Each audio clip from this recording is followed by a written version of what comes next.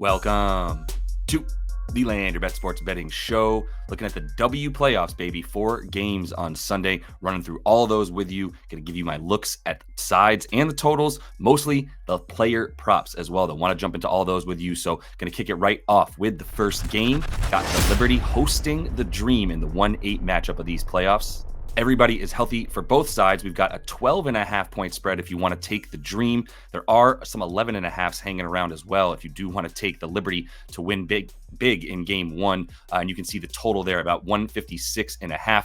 Kind of a lean to the under for myself, to be honest. I think that the Liberty defense continues to be strong, and the Dream have been playing slowly and relying on that all season. Take a look at what I mean here, and the Liberty offense has been the best in the league for most of the season, pretty much like 90% of it, I would say. The defense has gotten so much better for the Liberty. That's the thing to keep in mind here. They've become basically the best paint defense in the league. They're not giving you second chances with those rebounds, and they continue to shoot the ball super well. Most threes taken, most threes made. That's the key to the Liberty here. And the Dream, while they have really good wing defense, we'll take a look at the matchup, but really the only thing that they can really hang their hat on right now is how well Tina Charles is dominating down low, and their team as a whole as well. We should be giving credit to a number of players that have been playing really well down low for this squad, especially the way that they've been limiting other teams in the paint and getting those rebounds themselves. Problem for Atlanta is scoring, and that's what you see here with the offense. The only things that they have going for them, once again, is banging down low. Tina Charles getting these second chance points, getting to the free throw line for both she. Alicia Gray has been getting to the line a ton, even Jordan Canada attacking a lot. But really the only person that's a threat right now to shoot is Ryan Howard. Alicia Gray a little bit, but she's been kind of cold from three and still relying on that bully ball. This Liberty defense, like I said, not only are they the best paint defense, they are limiting teams to the fewest free throws. They are limiting teams to the fewest putbacks and second chance points. So John Quell, Breanna Stewart, and company have just been absolutely owning the paint. Big reason why they've been so good, because we already know they have the best team on the perimeter on offense. Can the Dream limit this Liberty squad? It's tough to say, because they're middle of the pack in fast break defense and points off of turnovers. They still right in the middle of the pack. They turn the ball over a decent amount, but really, they force turnovers a decent amount. But their defense really is mostly good down low. And the Liberty, as much as they can score down low with John Quell and Bree and even Sabrina going to the rim, Lainey Hamilton as well is back now, another good driver to the rim for them. They're really going to rely on three-point shots a ton. And for the Dream, they are 9th in terms of allowing three-pointers. So fourth most made against them. And that's really what it comes down to for this Liberty squad. So 11.5, 12 points is going to be a really big spread, probably too big for me to take at any point in these playoffs. But there's zero chance that I think that I'm going to wager on the Dream to win one of these first 2 games. I'll look at a couple key players here and how I'm looking at their player props. If you do want to get my final plays, they are in the VIP Discord on WAP.com. So quick reminder right there. But this is a strong lean here in terms of rebounds. I like the over a little bit more for Tina Charles. I know the points are a better play. It's still a stay away right now for me. The interesting thing I want to show you is she's under in 3 of 4 versus the Liberty, averaging 1.8 PR per game. Now, she's over in 2 of 4 on the points, under in 3 of 4 on the rebounds, but there's a lot of disparity between the games that she's played. In the over that she played 32 minutes, got her over on points, got her over on rebounds. In the unders, in the 3 unders that she's had, she's averaging 21 minutes and hasn't played more than 22 in any of those 3 games. So it really comes down to, do you think she's going to continue to get the minutes? And I do. That's why I lean to the over. She's at about 1 rebound per every 3 minutes for Tina Charles. So if she plays 35, she's right on the cusp, because her line is at about 10.5 boards here. So that's why I lean there. But once again, the Liberty defense versus down low, and specifically versus the center position, which is very much what Tina Charles plays, they are number 1 in limiting points and rebounds to that position. John Quell's been a beast and getting the help that she needs as well, with a pretty strong forward and center rotation with her backups coming in as well. The points, like I mentioned, over in 2 of 4 rather, and 12.5 points per game. So the 1 over was in the 32 minutes that she played. So it's something to consider, but it's tough for me to get there with the points. The rebounds I want to take, but it's the first playoff game. I don't feel the need to reach and try to make a prediction on how this series is going to go in general just yet, in terms of the ins and outs of Tina Charles. So it's something that I'm eyeing right now. I will be putting that final play in the VIP Discord if I do get one down for TC. Other player I'm eyeing in this game right now, Breanna Stewart and her boards as well, because she has been a board machine when they need her to be, right? If you look at the 23 playoffs, that's especially true. She played 38 minutes per game. She averaged 10.2 boards and had an 80% hit rate on her number for this game, which is 8.5 rebounds. Still a pretty good number for us to take an over for her. You look at her versus Atlanta this season, over in 2 of 4 versus them. And the 2 unders are kind of explainable, right? There was a blowout that they won by 21, that she went under in that one, playing under 30 minutes. And then the last game of the season when she didn't really need to play the second half, and New York ended up sitting everybody. And that's how we got Atlanta into this position of the 8th seed in the first place. But you look at the 2 overs versus this Atlanta team, she averaged 36 minutes per game in those 2. A little bit closer. They did blow them out, but pulled away in the second half of the first time they met this season, way early in the season. The second time in about June or July, middle of the season, and then she got back into her groove, right? Then goes over 2 in a row. Final game of the season goes under. So it's really about the minutes. You got to project Bree for 35, 36 minutes at least in this game. She's liable to play 38 to the whole game as well. So I want to see, though, if it is a blowout. The rebounds are a little bit of a safer over for her if it is a blowout. So that's why I'm staying away from 21.5 points. I really don't want anything to do with that. I think maybe if you want to make some first half bets on Stewart, that's a play as well. If you believe in the blowout, then first half stuff's going to be a little bit safer for her. If you believe this game's going to be closer than the 12-point spread that it is, though, it's a good over, and you can expect her to play the whole game. So it's a total bet at that point. The 3-6 matchup, we've got the Sun taking on the Fever in Connecticut at Mohegan Sun. They're 5.5 points dogs for the Fever. I believe you have to take a 5 now. If you want -5 for the Sun, that's the best number available. And the total is at about 163.5, as you have 2 opposing forces coming through here. Sun want to play really slowly, and this Fever squad wants to play as fast as can be. You can see why that would be, right? The offensive rating for the Sun, 5th, not really what they rely on. They rely on defense and rebounding and grinding you down into a pulp via going to the basket with players like Carrington and Thomas and Bonner, especially because Bonner has not been shooting well at all. And that's something to really keep in mind here. Connecticut also won the season series 3-1, but we have to be a little bit mindful about how the Fever have come on as of late. So if you think that this Fever tear is going to continue, as they've been one of the best teams in the league, probably top 4 teams in the league since coming back from the Olympic break, the last 15 or 16 games, then you might be a little bit worried about the ability for the Fever to keep things close. That said, it's kind of grinded out time now, right? We're in the playoffs. This is a very experienced Sun team, as we know, who's made it the playoffs the last 3 seasons and continues to look like a really solid squad. Once you get to the playoffs, it's going to come down to 2 opposing forces, though, shooting versus defense. Quick reminder to like the video if you appreciate all the info you are getting here as you make your bets. Subbing to the page obviously helps a ton as well, but goes a super long way, so much appreciated. And last time, I'll remind you, if you do want the final picks exactly as I'm going to have them, I got my leans in the pinned comments here of this video. Also going to have my final plays in that VIP Discord, link in the description. Let's look at this Fever offense and how good it has been since the break here. We're talking about the best offense with the most threes made, the best 3-point percentage, and a top 2 team in terms of pace. We know that's going to be what they want to do. Problem is they got a really tough matchup here in the first round. Any combination of the Sun or the Lynx were going to be a problem for this Fever squad because of the way that they rebound, mostly the way the Sun rebound, and their ability to defend the 3-point line. The 2 best perimeter defenses in the league between Minnesota and Connecticut has maintained pace with that all season. So it's going to be a little bit tougher than we might think for this Fever to score. I'm heeding caution here for those who want to take a ton of overs in this game. Keeping it to the since the break time frame here, Connecticut has also done their thing really well, and their thing is points off of turnovers, fast break points, points in the paint. Everything that comes down to being athletic, being fast and quick, having really versatile players, including power forward and assist leader Alyssa Thomas, right? She's really the engine, but then now she's got guards leaking everywhere with Ty Harris, Carrington, Mabrey. They're going to continue to be a problem. DeWanna Bonner has not shot the ball well, but I don't believe they're going to need threes in this series specifically to hang with the Fever, because I think their defense is going to be enough for them to just worry about getting really good possessions and really good shots, not worrying about playing too quickly, not worrying about having to hoist threes. If you can't put that pressure on Connecticut to make them make threes, then you're not really going to be able to hang with them. Let's start with everyone's favorite. We're talking about CC, Caitlin Clark.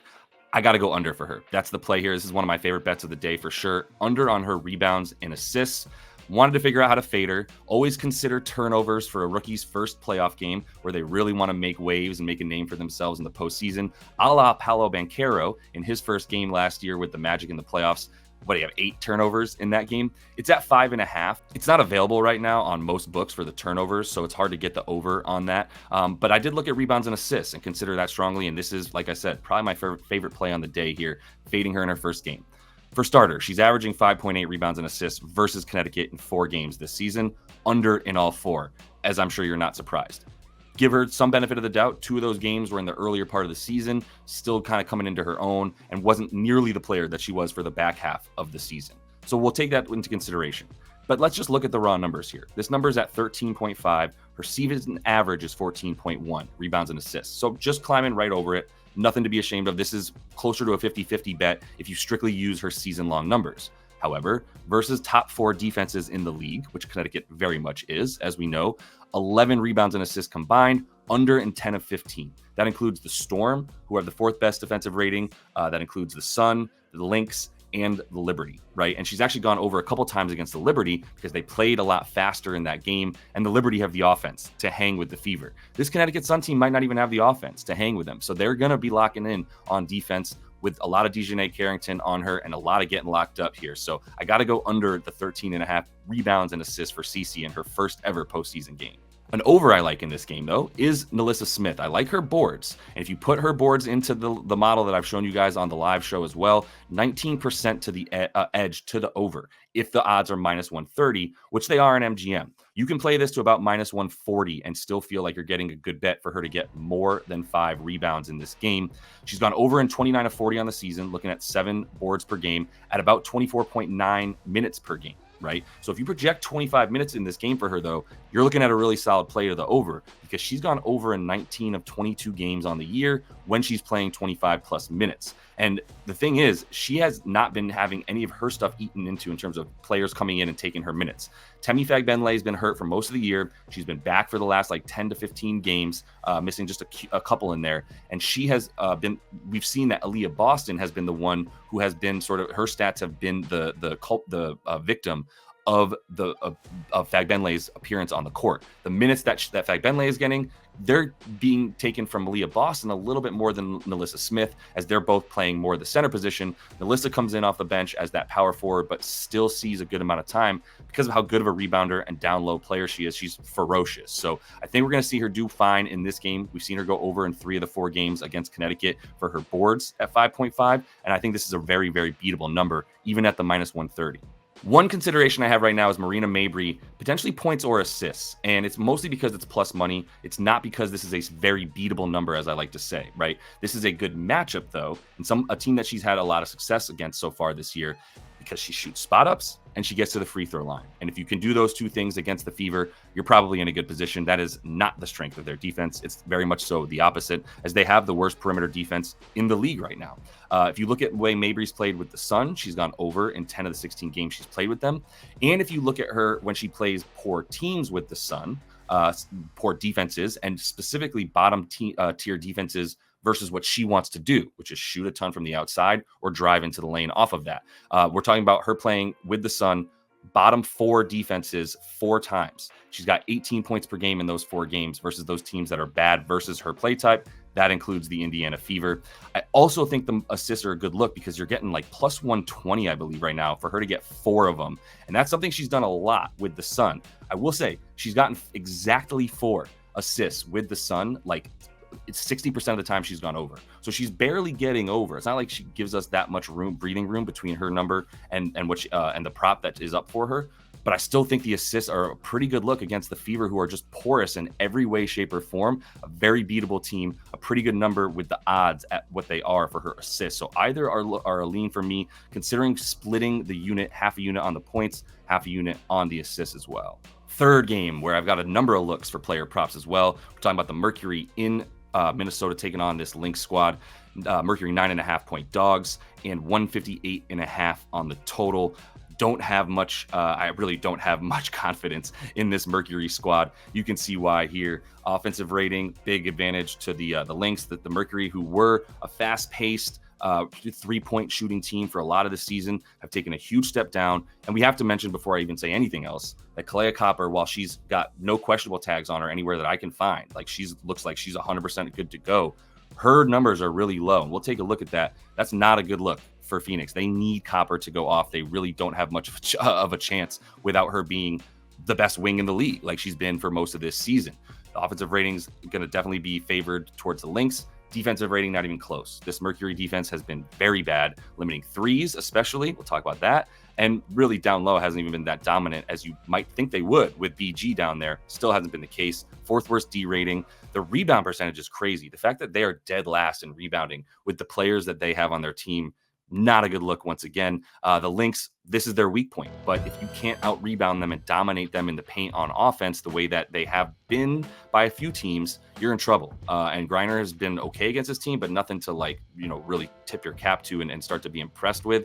So I think the shooting, the shooting and the defense for the Lynx, which is their calling card, going to be a big reason why they dominate this series. Mercury offense, taking a look at it, free throws, threes, but they're back in the middle of the pack with the threes made stuff. And I want to show you that they're 10th in points in the paint. So everything that they've shown they want to do, playing from the wing in rather than posting up BG or playing from the basket from in to out, they play out driving to the basket. It's not how you beat this Lynx defense, which has been one of the two best defenses in the league all season alongside the Connecticut Sun.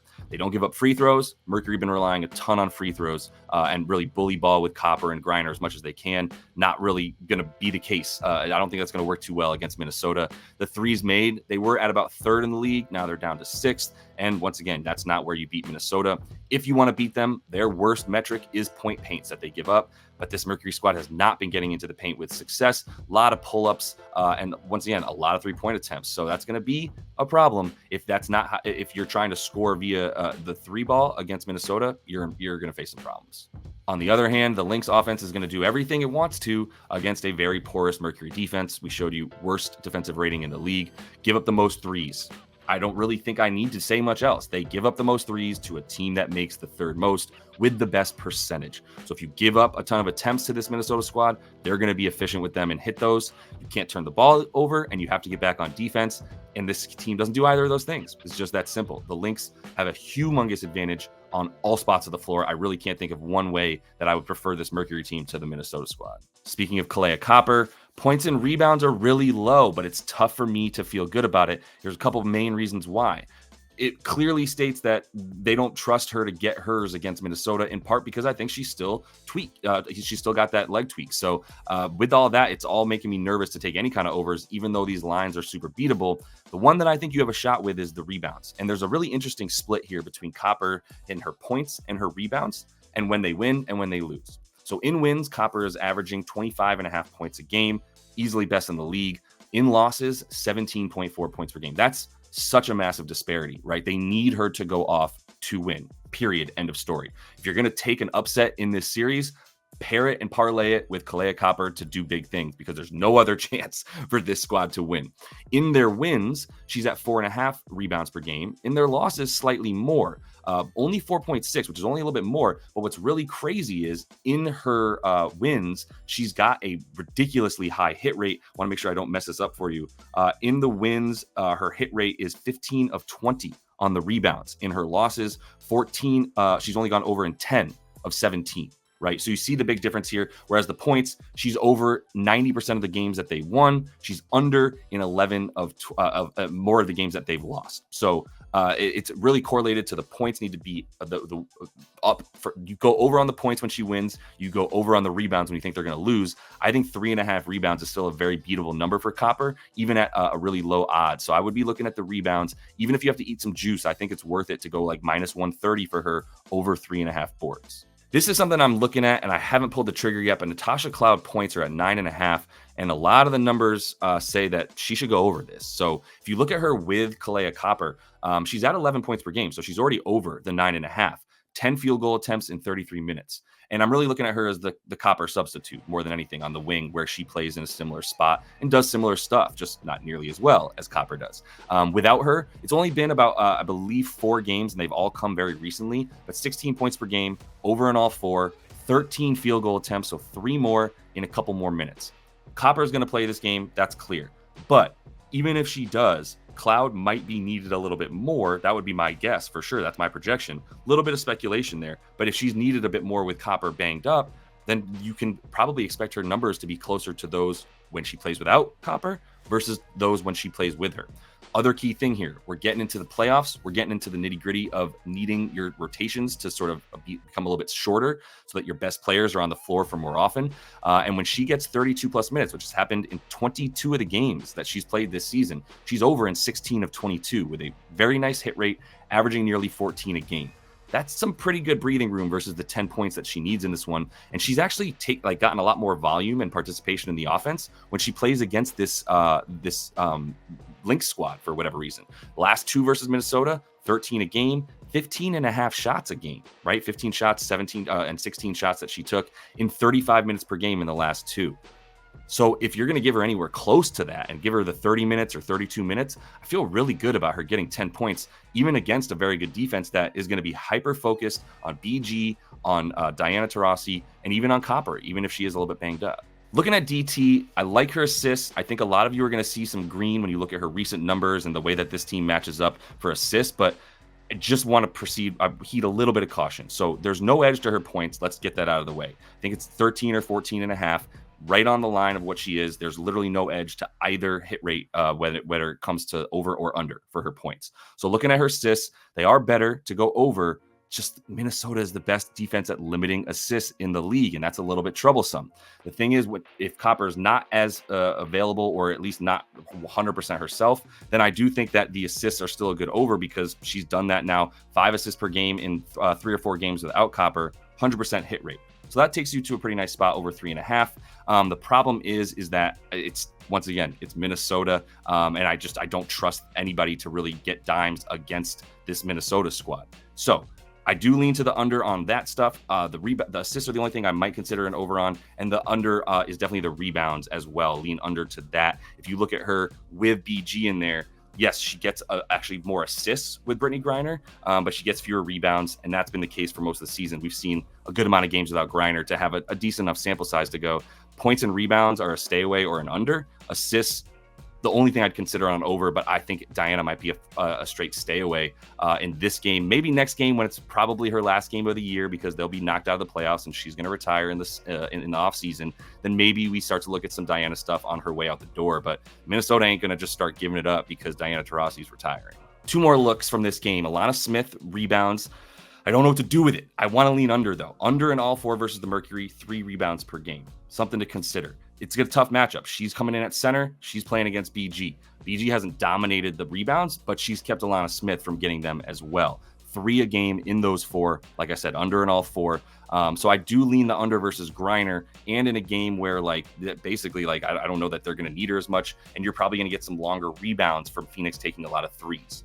Her minutes have been down slightly versus Phoenix. She is averaging 3 fouls per game. So with her minutes untrustworthy, and they've been keeping her down too often all season, to be honest, and really not giving her enough minutes, in my opinion. But with all that said, the minutes probably at 25 to 28. I just don't know what the rotation for the Lynx is going to look like in the playoffs.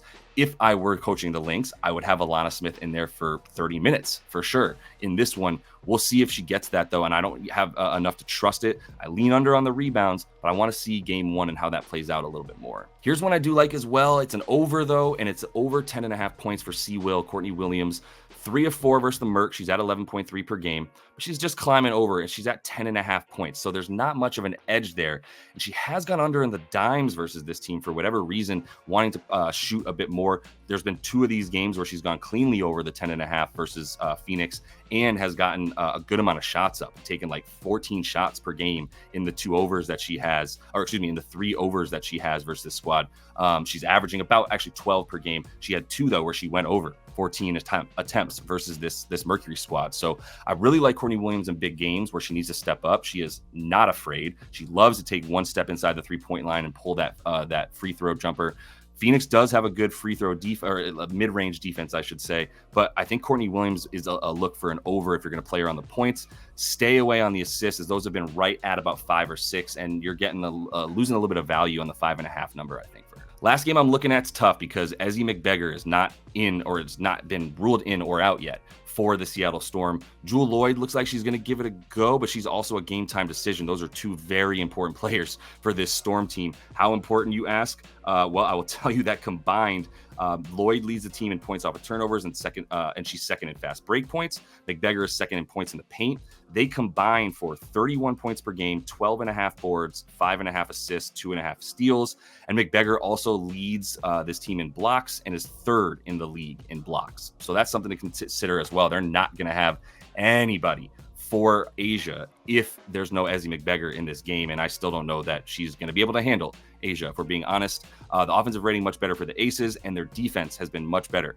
5th on the season now because they've been in the top 5 in defense over the last 3 weeks of the season, which was crucial because at one point they were all the way down to like 8th or 9th in defensive rating not too long before the Olympic break. So the fact that they've really upped their defense, and really the thing about the Aces that I just want to show you, just looking at their offense, they kind of do everything well.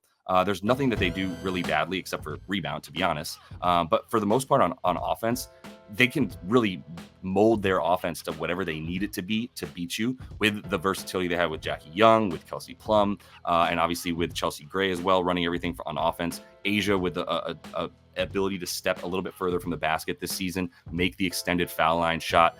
It's going to be a problem for the I almost said the Sonics, for the Storm, who I do not trust in this series at all. If you look at their offense for Seattle, they've been really good, but I mentioned points in the paint, fast break points, points off turnovers. Jewel Lloyd, points off turnovers, Jewel Lloyd, fast break points, and McBeggar, points in the paint, second most on the team. And that's really crucial for the way that they play because they're third in points off turnovers, second in fast breaks, second in paint points. The Aces D those up very well. If you don't have your full arsenal of players for the Storm to handle the offense here for the Aces, you're donezo. And that is all the time I have for you guys. Quick look at the record here because we had a nice little sweep on the last this last Tuesday in terms of the last day of betting for the WNBA for me, second to last game. Then I was all over Thursday Night Football, but I loved to be able to show you the 4-0 record. Nice 3.62 unit pickup to close it out on the season, which does make it 80 and 53, 22, almost 23 units up for the regular season here on just 133 bets. So feeling really good about the ROI there as well. Really picked it up at the end of the season with player props, mostly thanks to the tools I'm using, Outlier.bet, Props.cash, and especially PropsMadness.com. 3 of the best tools and the keys for me to be able to get so much better with these player props. So definitely check out the description of the video if you want the link to all of those. Until I see y'all next, happy betting.